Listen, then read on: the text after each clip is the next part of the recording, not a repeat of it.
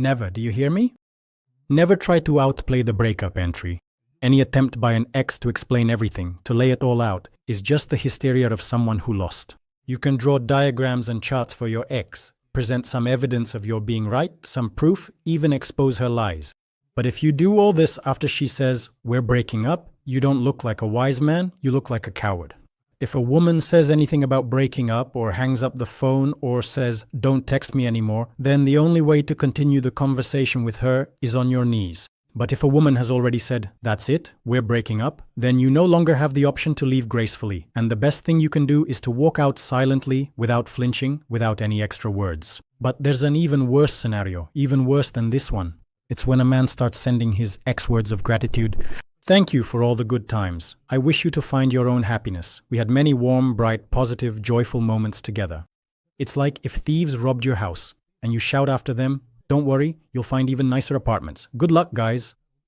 I'm about to say something harsh, but it's the truth. A man's drooling, whining, and tears after a breakup are the best proof that his ex did everything right.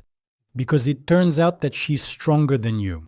And by the way, it's worth thinking about the fact that she would never have humiliated herself like that for you. So there's no need to write this nonsense to your ex like, "I'll always remember you." You've already been kicked out the door, you've been given a good boot, so at least leave without making a scene.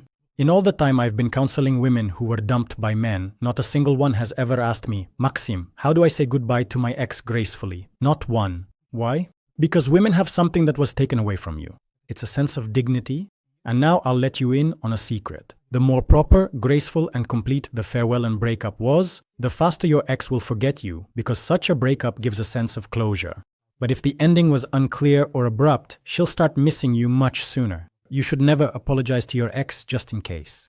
And by the way, this happens quite often. A man has been betrayed, and yet he writes to his ex, "Well, forgive me if I did anything wrong." I suppose the man is thinking at that moment that, well, his ex isn't a complete monster. After all, she's someone close. He thinks, if I say sorry to her now, something inside her will stir from this act of nobility. It won't.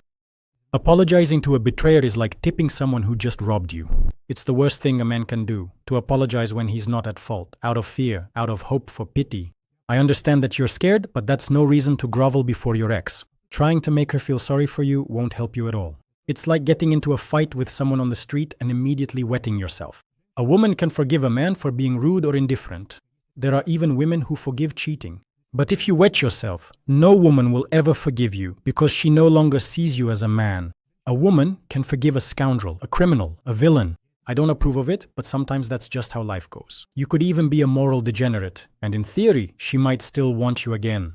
But if you squeak like a rat at the door, there's no chance she'll come back. And there's another interesting point. Right after a breakup with a woman, a very rotten mechanism starts up inside a man. A man tends to take all the blame for the breakup upon himself. Not because he's actually guilty, and not because he's such a good person. The thing is, if a man admits he slept with a traitor, then there's no way back. After all, you don't reconcile with traitors, you forget them. But for now, the man can't erase his ex from his life. That's why the mind comes up with this idea. Let's just take all the blame ourselves. As a result, you minimize your ex's guilt in order to keep the right to dream about her coming back. So it's a very twisted scheme. You maintain the illusion that everything that happened was just a domestic misunderstanding, almost an accident. It's not betrayal. Let's not use words like that right now. Absolutely not. It's just a personality trait, a character flaw. Why shouldn't you apologize to your ex? Because she had 100 fake, made-up complaints about you in her head. And to be honest, she didn't even fully believe them herself. Like you didn't appreciate her or you didn't support her the right way.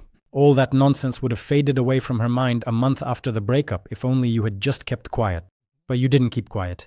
You told her, "I'm sorry." You basically signed a confession without even knowing what you were being accused of.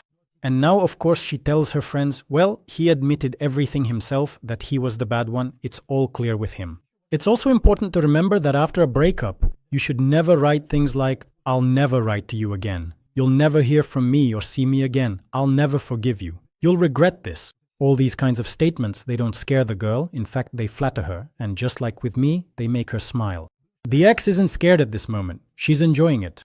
You can't be on your knees and at the same time threaten someone. And that's exactly what you're doing right now. Absolutely every woman knows this is just panic disguised as aggression. The ex doesn't feel any fear at this moment. She knows that this is the final stage of pain. This is that very breaking point.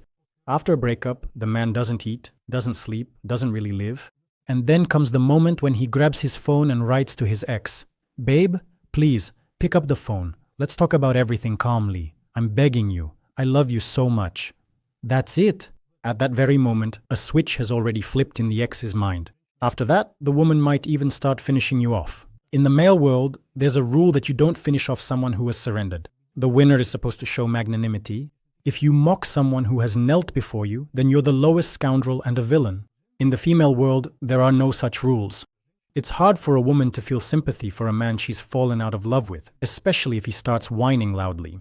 If you surrender, there will be no mercy. The female psyche is set for tough, strict selection. You have to take the hit, not cry. A woman's reaction to male weakness is disgust, and her brain tells her that she needs to finish you off and then go look for a new passenger. If a woman kneels before you, before a man, what does your brain tell you? She might be a reliable mate. After that, you might even start to love the woman even more. But if a man kneels before a woman, it means he's weak. And if he's weak, that means he's unfit for a relationship. There's also this ridiculous childish mistake after a breakup, turning to your ex's girlfriends for help. So the guy thinks, I'll just explain everything to Lenka now. Right? That's it. She's normal, she'll definitely help. Unfortunately, in most cases, that same Lenka has been telling your ex for half a year that you're a jerk. Girlfriends are like special forces when it comes to destroying relationships. You can spend 3 hours explaining to Lenka that you're a really good guy and your intentions are pure. She might even nod at you. And then your ex will write, "So, Valera came to see me and cried. How pathetic he is." It's like going to your opponent's coach and saying, "Could you please explain to your boxer that fighting isn't nice?" But it's a very rare situation when a girlfriend actually wants to help. And I don't know a single case where that actually worked. Let's move on.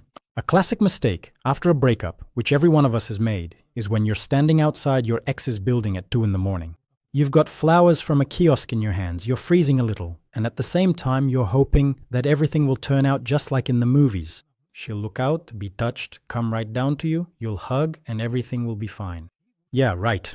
At best, she'll just keep sleeping, and at worst, it'll be her new boyfriend who sticks his head out and asks you not to come here anymore.